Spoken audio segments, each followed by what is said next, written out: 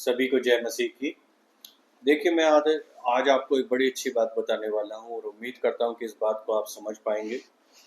और देखिए, जो फॉलन एंजल्स थे, जो कि धरती पर गिराए गए शैतान के साथ जो स्वर्गदूत थे, जो वो उनकी गिनती मल्टीप्लाई नहीं हुई। ठीक है, जो फॉलन एंजल्स गिराए गए थे शैतान के साथ धरती के ऊपर, उनकी गिनती मल्टीप्लाई नहीं हुई। और वो कितने थे नंबर में?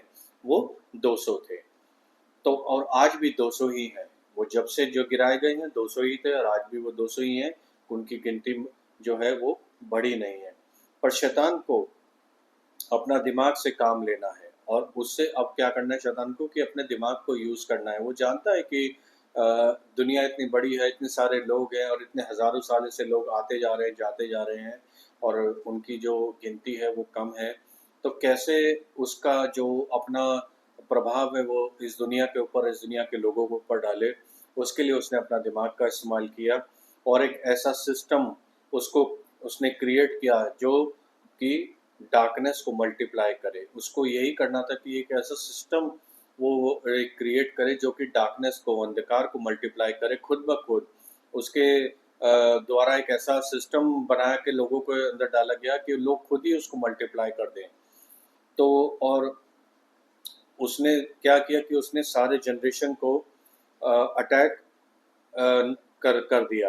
और मतलब सारे जनरेशन को किस तरीके से कि उसने सारे जनरेशन जनरेशन ऐसे करके अटैक नहीं किया, उसने सिर्फ फर्स्ट जनरेशन को ही अटैक किया। जो पहली जनरेशन थी उसने उसको अटैक करके उसमें उस पर ऐसा प्रोग्राम किया ताकि जो वो जनरेशन उस पर बिलीव करे। ठीक है, तो उसने क्या किया कि फर्स्ट जनरेशन के अंदर ही ऐसा एक प्रोग्रामिंग अपनी डाल दी कि वो जनरेशन उस पर बिलीव करे। बस उसका काम यही था। तो अगर हम परमेश्वर से बात नहीं करेंगे रोज, तो शैतान हमसे रोज बात करेगा। बिल्कुल ये बात आप जान लीजिए कि अगर आप परमेश्वर से रोज बात नहीं करेंगे, बात कैसे किस तरीके से? अगर हम बाइबल नहीं पढ़ेंगे, अगर परमेश्वर का वचन नहीं पढ़ेंगे, उससे प्रार्थना नहीं करेंगे, तो शैतान आपसे रोज बात करेगा। क्योंकि आप तो परमेश्वर को छोड़ चुके हैं। तो जी, अगर जो परमेश्वर को छोड़ चुका है वो शैतान के द्वारा पकड़ा जा चुका है। इसीलिए परमेश्वर से बात करना ज़रूरी है, नहीं करेंगे तो शैतान बात करेगा। और देरी से की गई आज्ञाकारिता उल्लंघन है। और आज्ञाकारिता का और बिल्कुल, अगर आप देरी से आज्ञाकारिता कर रहे हैं, ओबीडियंस में डिले कर रहे हैं, तो ये क्या है? ये एक तरीके का डिसोबीडियंस है और इसके भयानक परिणाम होते हैं। धरती और स्वर्ग एक ही दिन बनाया गया। बिल्कुल, बाइबल हमें बताती है कि धरती और स्वर्ग का निर्माण एक ही दिन हुआ है। तो ये असंभव है कि हम धरती पर कोई भी कार्य करें और स्वर्ग से कंसल्ट ना करें।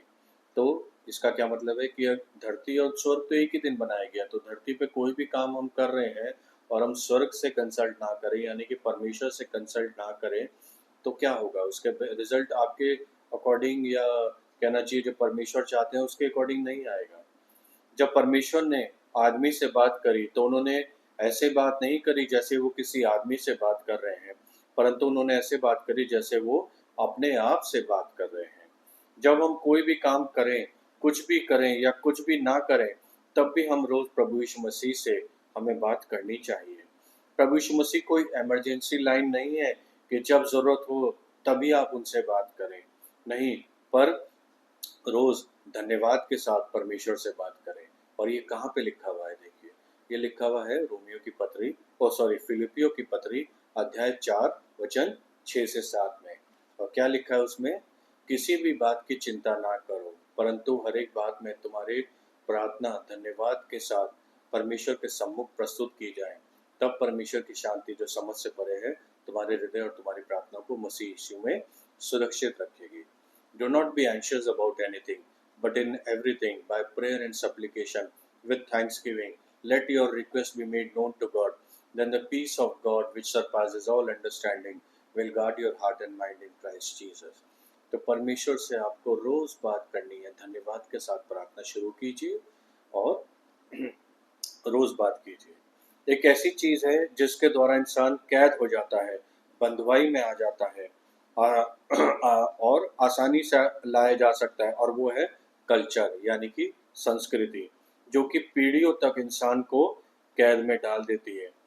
देखिए, कल्चर एक ऐसी चीज़ है कि जिस भी के ऊपर वो अपना कब्ज़ा करना है या उसको अपने गिरफ्त में लेना है, अपनी कैद में लेना है, तो उसको कल्चर को चेंज कर दीजिए।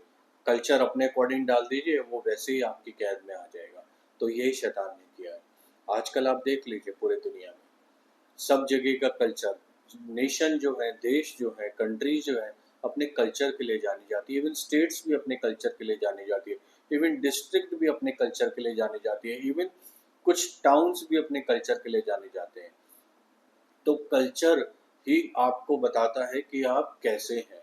और शैतान ने क्या किया? शैतान ने सिर्फ कल्चर, संस्कृति पर अटैक किया और इंसान को कैद में डाल दिया। शैतान ने इसी हथियार का यूज करके इंसानों को बंधक बना रखा है। जब एक जनरेशन किसी एक कल्चर को अपना लेता है तो वह पीढ़ियों तक पास ऑन होता रहता है और सारी जनरेशन उसी माइंडसेट सेट से अपनी पूरी जिंदगी निकाल देती है। कोई भी इंसान उस पर कोई सवाल भी नहीं करता क्योंकि वो उनका कल्चर बन चुका होता है। तो मेरी आपसे यह रिक्वेस्ट है कि रोज परमेश्वर से बात कीजिए, प्रेयर के द्वारा शैतान के बंधन को तोड़ दीजिए और एक जनरेशनल ब्रेकर बन जाइए, जो कि आपकी जनरेशन में जो भी चलता आ रहा है उसको तोड़ दीजिए। परमेश्वर से प्रार्थना कीजिए। मैंने प्रार्थना करी कि मुझे जनरेशन ब्रेकर बनाइए, क्योंकि मैं हर एक के इंसान के जीवन में कुछ ना कुछ ऐसी चीज़ें चल रही होती हैं जो कि उसको जनरेशन से पास ऑन रही है। ज़रूरी नहीं है कि उसको पता है। बहुत सारे श्राप ऐसे होते हैं कि जनरेशन से पास होते आ रहे हैं। बहुत सारे ऐसे कहना चाहिए विचक्राफ्ट या ऐसी चीज़ें होती हैं जो कि जनरेशन से पास ऑन होती जा रही है और इंसान को पता भी नहीं होता। तो आप प्रभु यीशु मसीह से प्रार्थना कीजिए कि आप वो जनरेशन ब्रेकर बनिए, उस कल्चर को तोड़िए, उस बंधन को तोड़िए जो शैतान ने आपके ऊपर डाल रखा है। क्योंकि पहली जनरेशन में ही शैतान ने अगर आपके कल्चर में या आपकी संस्कृति में या आपके उसमें कोई भी ऐसी बीज डाल दिया है, तो वो पूरा का पूरा जनरेशन में पास होता होता जाएगा। और ये शैतान का तरीका है, क्योंकि उसके पास जो है एंजल, क्या उसके जो कहना चाहिए मिनियंस है वो है ही नहीं। 200 लोग ही आए थे और वो ही हैं, बड़े नहीं हैं। तो उसने क्या किया कि इंसानों के अंदर ऐसी चीज़ें फैला दी कि वो खुद ही उसका काम कर रहे हैं। तो उसके लिए प्रभु यीशु मसीह से प्रार्थना कीजिए, आप जनरेशन ब्रेकर बनिए अपने परिवार के लिए और अपने आने वाली जनरेशन के लिए। और मैं भी आपसे प्रार्थना करता हूँ आप सबके लिए जो मेरा ये वीडियो देख रहे हैं, जो नहीं भी देख रहे हैं, और मैं उनके लिए भी प्रार्थना करता हूँ कि प्रभु यीशु मसीह आपको जनरेशन ब्रेकर बनाए। वो सारी चीज़ें जो जनरेशन से पास ऑन हो रही हैं शैतान के द्वारा आपके जनरेशन में डाली गई हैं और पास ऑन होती जा रही हैं, वो आपके द्वारा, आपकी प्रार्थनाओं के द्वारा, आपके विश्वास के द्वारा आपके जीवन से हमेशा के लिए नष्ट हो जाए, टूट जाए। प्रभु यीशु मसीह के नाम से मांगता हूँ।